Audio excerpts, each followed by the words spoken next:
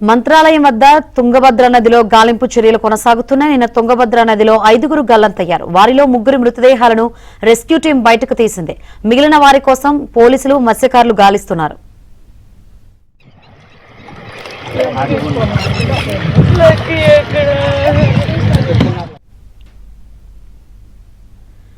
మంత్రాలయం వద్ద తుంగభద్ర నదిలో గాలింపు చర్యలు కొనసాగుతున్నాయి. నిన్న తుంగభద్ర నదిలో 5గురు గల్లంతయ్యారు. వారిలో 3 మృతదేహాలను రెస్క్యూ టీం బయటకు తీసింది.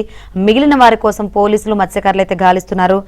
మరిన్ని వివరాలు అందించేందుకు మా ప్రతినిధి సుంకన్న సిద్ధంగా ఉన్నారు. సుంకన్న, శంకరి, తుంగభద్ర నదిలో సరదాగా ఈత కోసం వెళ్లి గల్లంతైనటువంటి 5గురి కోసం గాలింపు చర్యలు చేపట్టారు. అయితే నిన్న సాయంత్రం ఈ విషయం తెలియగానే ఆ పోలీసులు, ఫైర్ సిబ్బంది, అదే విధంగా మత్స్యకారుల గాలింపు చర్యలు చేపట్టి ఒక వ్యక్తి డెడ్ బాడీని ఏదైతే బయటికి తీయడం జరిగింది.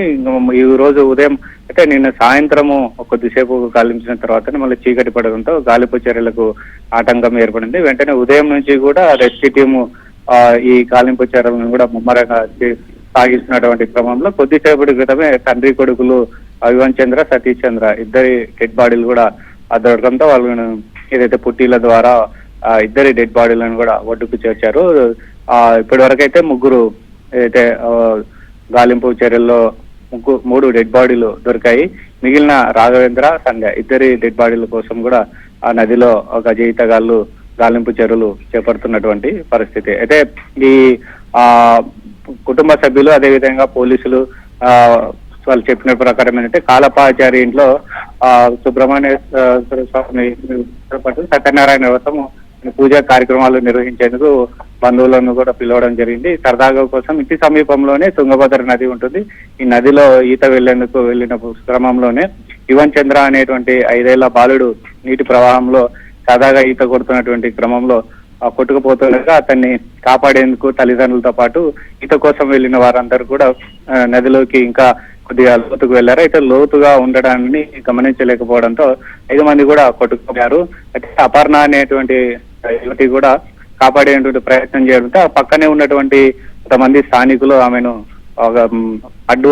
అడ్డుకొని వెంటనే బయటకు తీసుకురావడం జరిగింది. దీంతో ఆమె ప్రాణాలతో బయటపడ్డారు. విషయం తెలుసుకున్నటువంటి కుటుంబ సభ్యులు, అదేవిధంగా పోలీసులకు సమాచారం ఇవ్వడంతో పోలీసులు కూడా సంఘటన స్థలం చేరుకుని వెంటనే గాలింపు చర్యలు చేపట్టారు. నిన్న ఒక డెడ్ బాడీని తీశారు. కొద్దిసేపు క్రితమే మరో 2 డెడ్ బాడీలను కూడా బయటకు తీయడం జరిగింది. మిగిలిన 2 మృతదేహాల కోసం పోలీసులు గాలింపు చర్యలు చేపడుతున్నటువంటి పరిస్థితి. మొత్తం మీద కూడా ఈ విషాద ఘటనతో తుంగభద్ర నది వద్ద కుటుంబ సభ్యులకు అయితే ఈ కాలపాచారి ఇంట్లో కూడా విషాదం నెలకొన్నటువంటి పరిస్థితి. మరోవైపు తుంగభద్ర నది దగ్గర రోదనలు మిన్నంటాయి.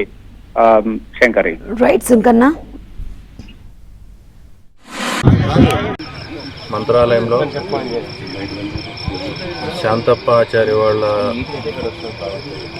ఇంట్లో కార్యానికి వచ్చినటువంటి వాళ్ళ బంధువులు కర్నూలు వాసులు, అదేవిధంగా ఎమ్మిగనూరు, ఆదోని, ఉరవకొండ, మంత్రాలయం సొంత ఇంటి అమ్మాయి బాబు కూడా ఒకరు.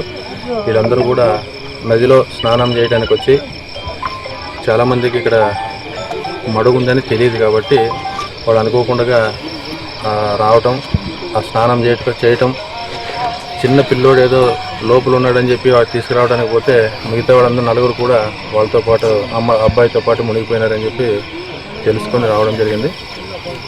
కలెక్టర్ మేడం కూడా చెప్పాను, ఉదయంకంతా గజయితగాళ్ళు కూడా వస్తారని చెప్పి తెలియజేసుకుంటున్నాను.